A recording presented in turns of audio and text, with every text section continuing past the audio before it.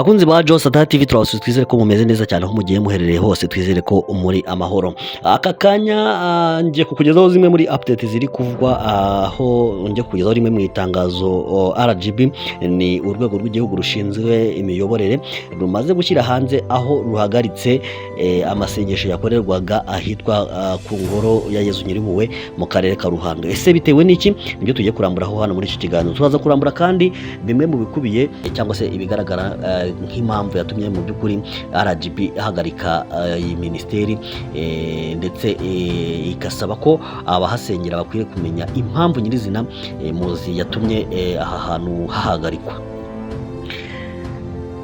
Reka dutangire iyi update yacu rero, tuyitangire ku itangazo rimaze kujya hanze aka kanya. Ni itangazo rishyizweho kuri aka kanya ku rukuta rwa X rwa RGB, aho ari itangazo rifite impamvu igira iti guhagarika by'agateganyo amasengesho abera ku ngoro ya Yezu Nyirimpuhwe mu karere ka Ruhango. Itangazo ritavuga ngo shingiye ku itegeko nomero 51 akarongo 2016 ryo kuwa 13/2012 rishyiraho urwego rw'igihugu rw'imiyoborere rikanagena inshingano, imitunganyirize n'imikorere. Shingiye ku itegeko nomero 72 agakoni 2018 ryo kuwa 31 ukwezi kwa 8 2018 rigena imikorere n'imitunganyirize y'imiryango ishingiye ku myemerere. Shingiye kandi ku mabwiriza y'umukuru w'urwego rw'igihugu rw'imiyoborere nomero ya 2025 yo kuwa 3/2025 yerekeye ibindi bisabwa imiryango ishingiye ku myemerere. Shingiye ku isesengura ryakozwe ku bwitabire n'imitegurire y'amasengesho ngaruka kwezi ndetse na ngaruka mwaka abera ahitwa ku ngoro yo kwa Yezu Nyirimpuhwe muri diyosezi ya Kabgayi mu karere ka Ruhango, intara y'Amajyepfo, byagaragaye ko ahantu amasengesho abera hatujuje ibisabwa bijyanye no kubungabunga umutekano n'ituze by'abahagana. Aha twifuje kugaruka ku masengesho yabaye ku cyumweru tariki 27 z'ukwezi kwa 4 2025, habaye umuvundo w'abantu benshi ku buryo bwateje impanuka, abantu bamwe bakahakomerekera. Mu rwego rwo gushaka ingamba zo kubungabunga ubuzima bw'abahasengera mu ngoro yo kwa Yezu Nyirimpuhwe, turabamenyesha ko amasengesho ngaruka kwezi na ngaruka mwaka yahaberaga ahagaritswe by'agateganyo kugeza hashyizweho ingamba zituma hatazongera kubaho ibibazo byashyira abahasengera mu kaga. Iri ni itangazo rero ryasinyweho na Dr Doris Wikeza Pichard, umukuru w'urwego rw'igihugu rw'imiyoborere. Ni itangazo rero rishyizwe hanze kano kanya. Ibi rero mu minsi yashize byateje impaka nyinshi cyane, aho ku masengesho nk'uko itangazo rivuga, amasengesho yabaye ku itariki 27 z'ukwezi kwa 4 2025 habaye umuvundo mwinshi cyane, ku buryo hari bamwe mu by'ukuri bahakomerekeye. Urwego rw'igihugu rw'imiyoborere mu nshingano zarwo rero, kuko rurebera abaturage, rukaba rufashe umwanzuro wo guhagarika ahantu kugira ngo hatazongera kuba hateza ibibazo bitewe n'amasengesho ahakorerwa. Ni muri iyo mpamvu rero iri tangazo ryo rigiye hanze, ukaba ukwiriye kumenya ko mu by'ukuri aya masengesho yaberaga ahangaha mu Ruhango abaye ashyizweho akahagaritswe. Abari bafite gahunda rero kuba bajya kuhasengera mu minsi iri imbere, mukaba mugomba kumenya neza ko bitemewe ko andi mabwiriza azasohoka nyuma y'uko hamaze kugaragazwa ko hamaze gutunganywa amabwiriza, birumvikana ko azasohoka yongera kwemerera abantu gusubukura ibikorwa byo kujya gusengera kwa Yezu Nyirimpuhwe. Nk'uko rero nabikugejejeho mu kiganiro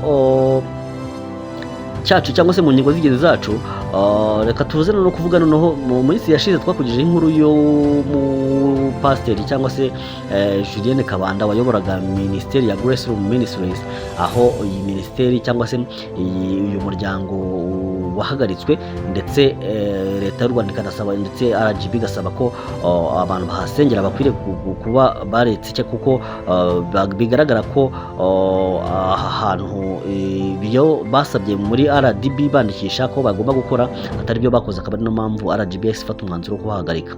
Reka turebe noneho, ese ubundi Pasiteri Julienne byagenze gute kugira ngo yisange noneho uyu muryango we wa Grace Room Ministries uhagaritswe ndetse ukanamburwa ubuzima gatozi?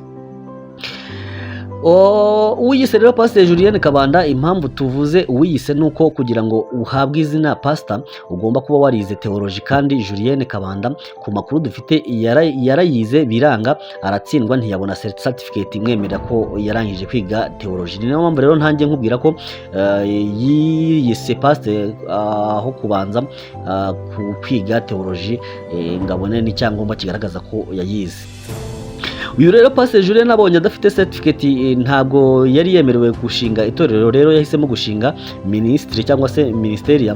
Rero iyi ministry yise Grace Room Ministries yabarujwe muri RGB nk'umuryango udaharanira inyungu, kandi wari umuryango ushinzwe kugira inama abaturage. Rero nyuma yaho nibwo uyu mudamu Julienne Kabanda yatangiye gusengesha mu izina rya Grace Room Ministries, atangira guturisha mu izina rya Grace Room Ministries. Akaba rero naho mpamvu wahita wibaza se ni gute noneho ko yari yandikishije uyu muryango avuga ko ari umuryango wandikishijwe nk'udaharanira inyungu, kuki yatangiye guturisha? Ni gute uwo muryango wahombye miliyoni zirenga 600 y'amafaranga y'u Rwanda? Ni gute kandi batangiye kubatirisha kandi atari itorero? Ibyo nibyo tugiye kureba noneho mu buryo burambuye, turebe tubisesengure. Kimwe rero mu bintu byababaje leta ni ukuntu uyu mudamu yatangiye cyangwa se yaratangiye kuyobya abaturage ababwira ko akiza sida, kandi ko hari imiti yagenewe abarwaye sida, bivuze ko abaganga ntacyo baba bakimaze bazajya bajya kwivurizayo. Ikindi cyababaje leta cyangwa se na RGB muri rusange ni uko yayobeje abaturage ababwira ko umuntu uramutse utazi gusoma no kwandika yajyayo, maze mu munsi umwe akabyuka yamenye gusoma no kwandika. Ibi bikaba byari ukwangisha abaturage kujya ku ishuri. Ikindi mwamenya, uyu mudamu yandikiwe na RGB imwihanangiriza kureka gukora ibikorwa bihabanye n'ibyo yari yemerewe gukora.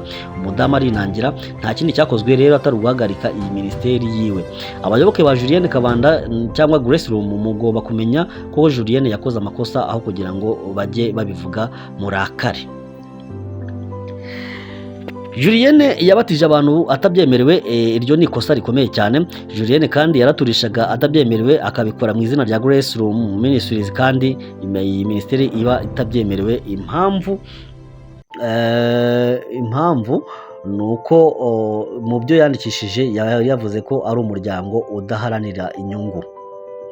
Julienne kandi yateguraga amateraniro hano Nyarutarama agasengesha kandi atabyemerewe. Ibi byose rero ni amakosa uyu mubyeyi yakoze, ni nayo mpamvu RGB yahagaritse Grace Room Ministries. Reka turebe noneho zimwe mu nzira noneho ashaka kunyuramo kugira ngo wenda aba yabasha gukosora amakosa yakoze. Icyo Julienne asabwa nuko ashobora kujya kwiga theology, hanyuma yamara kubona diplome mu theology akaza agashinga urusengero akaba umushumba. Ikindi ashobora gukora rero ni ukujya ajya kubwiriza mu rusengero rw'umugabo we nk'umutumirwa, ariko apana nka nyiri urusengero. Reka rero tugushimire wowe wabanye natwe kuri iyi update y'amakuru. Njye nari Mr. Joe, mukomeze mubane natwe mu makuru tugenda ducukumura ndetse tunabagezaho. Utarakora subscribe nawe ayikore kugira ngo dukomeze kubana mu bindi biganiro byacu biri imbere. Njye nari Mr. Joe, dusubire mu yindi sango y'amakuru yacu ari imbere.